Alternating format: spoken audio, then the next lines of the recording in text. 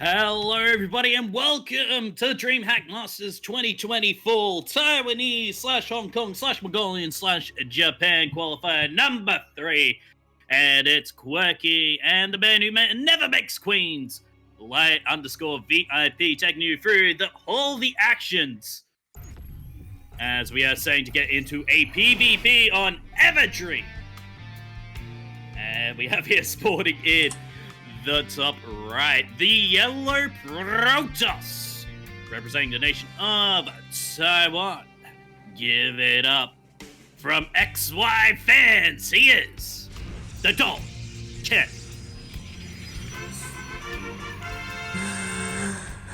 And spawning in at the bottom left-hand corner of Everdream LE, we have the Taiwanese Protoss player representing Team Rush. It is NZS.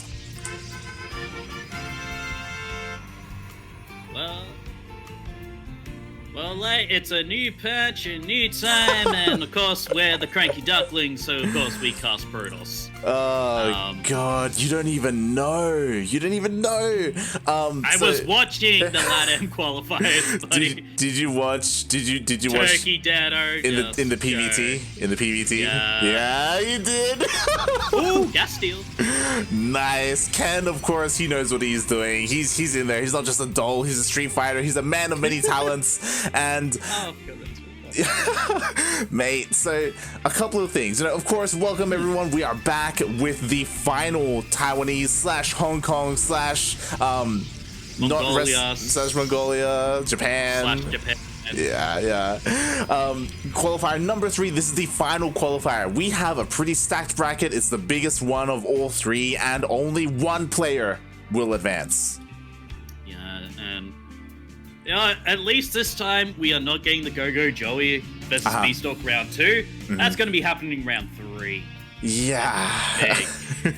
It's gonna it may happen, it may not, depends if there are a couple of upsets. Again, we are kind of biased. We have our Hong Kong boys repping today. Ideally they would have been on opposite ends of the bracket, but yeah, we'll see if we end up if they end up meeting each other. Regardless, it's rough. Only one player left to qualify.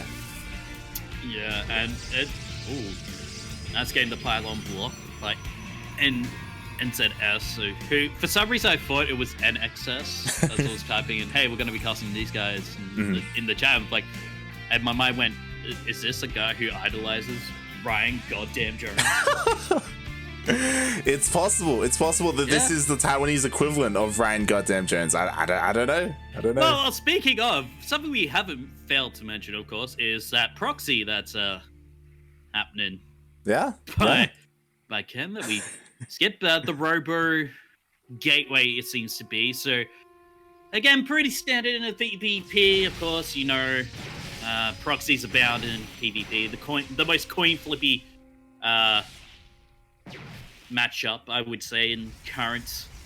I mean, you have ZVZ, which is the most aggressive. You have PvP, which is the most coin flippy, and then you have TVT, which is the most, either could be the most boring or most exciting.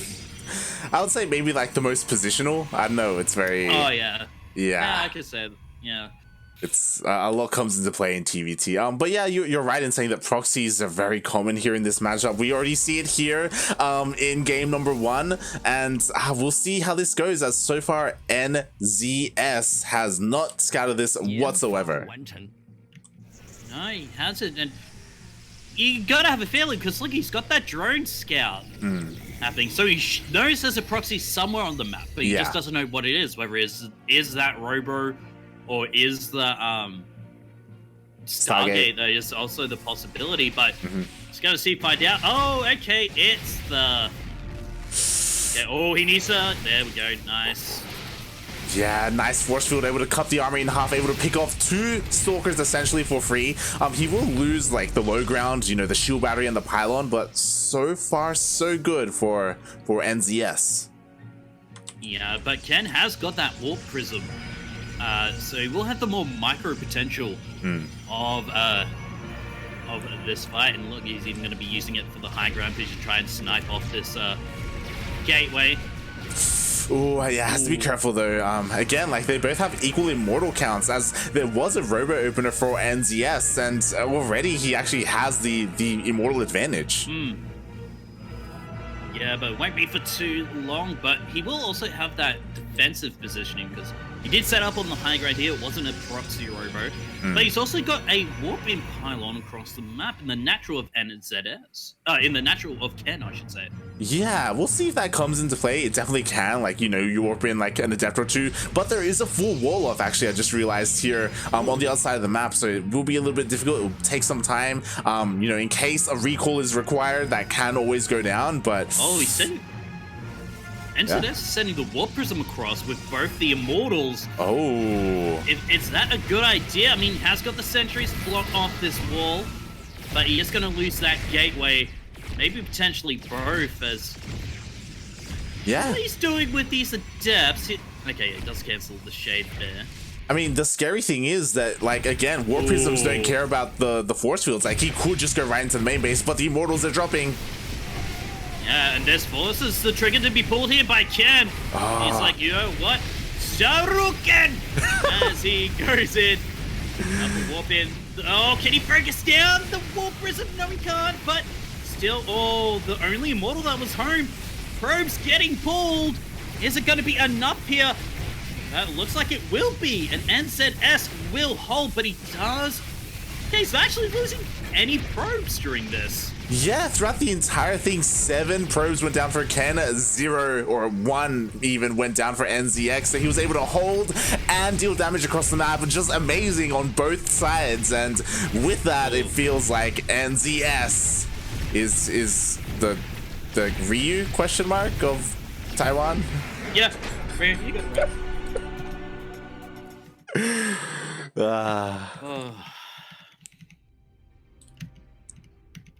That's all right.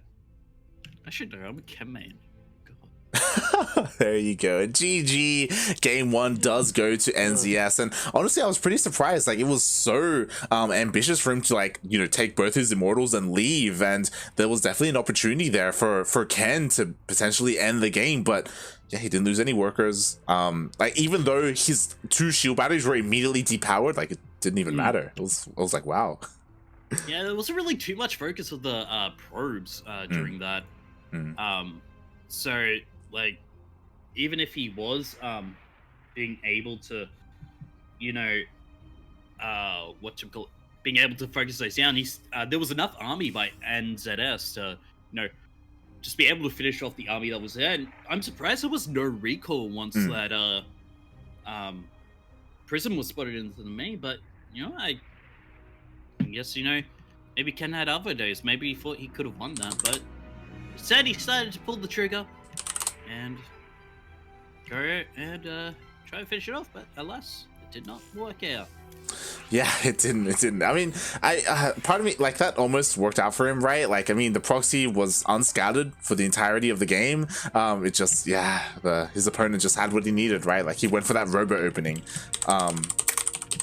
As opposed to something like a Stargate or like a fast Twilight Counts or a fast Nexus or something like that. Yeah.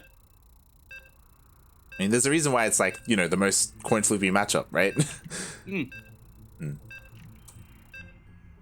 Oh, let's see if it will land on heads or tails here for either of these Protoss.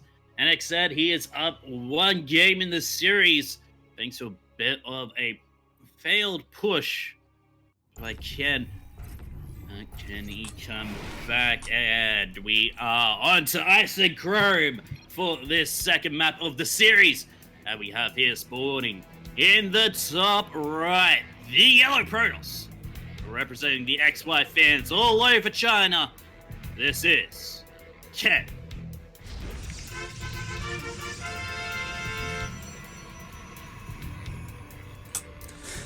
And spawning in at the bottom left-hand corner of Ice and Chrome LE, we have the Taiwanese Protoss player representing Clan Rush. It is NZS.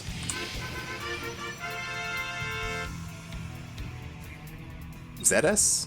ZS? And Zia? As in the TV show? NCIS. I just don't know. I just don't know what to say.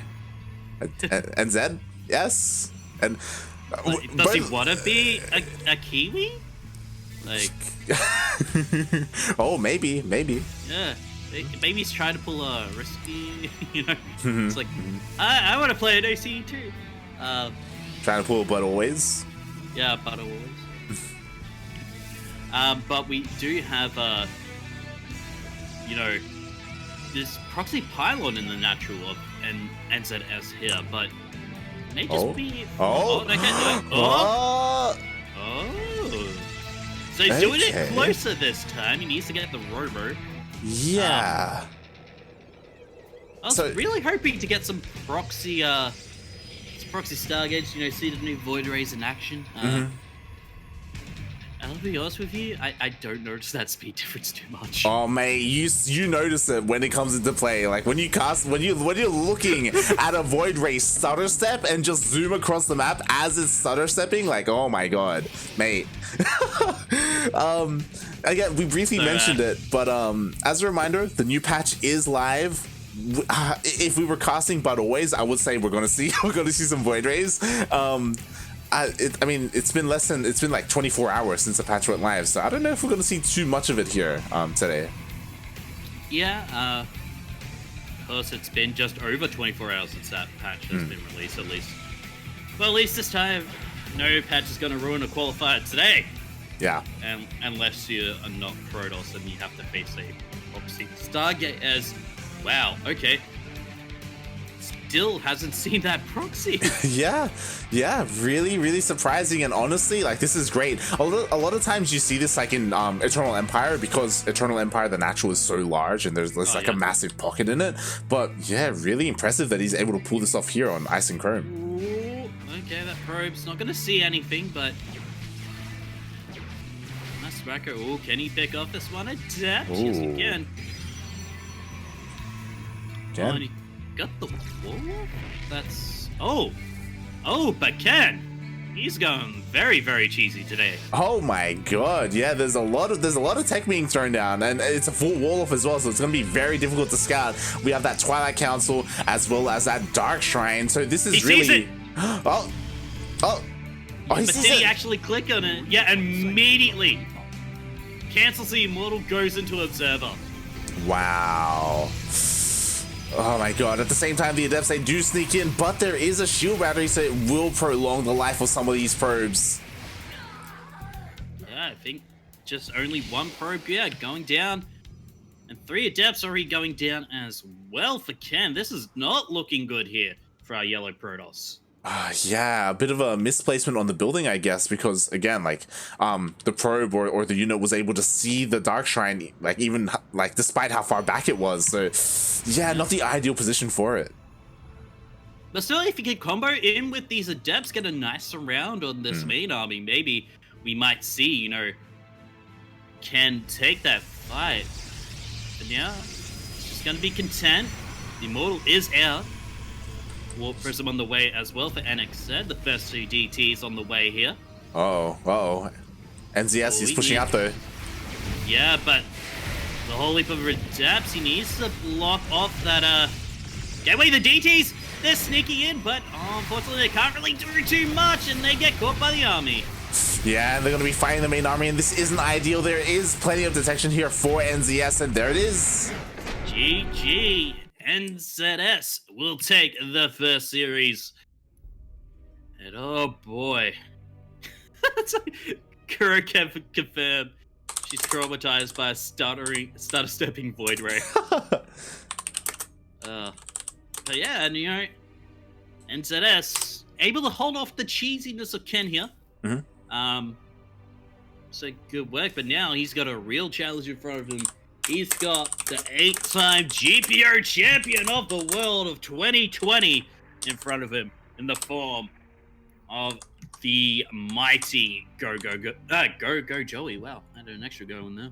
Yeah, and that's the main reason why we wanted to catch this series. I'm really curious to see how this plays out because NZS, he is a GM. You know, I give some props to Ken as well. Like, he is a diamond player. You know, he did the best he could, and like, if you want to take a series, if you want to take a map against someone who's much higher than you, then you want to go for something a little bit cheeky, catch your opponent off guard. And you know, there were moments where maybe he could have pulled something off, especially in game 1. But yeah, in the end, he got taken out, and we're gonna be getting into a pretty sick PvZ.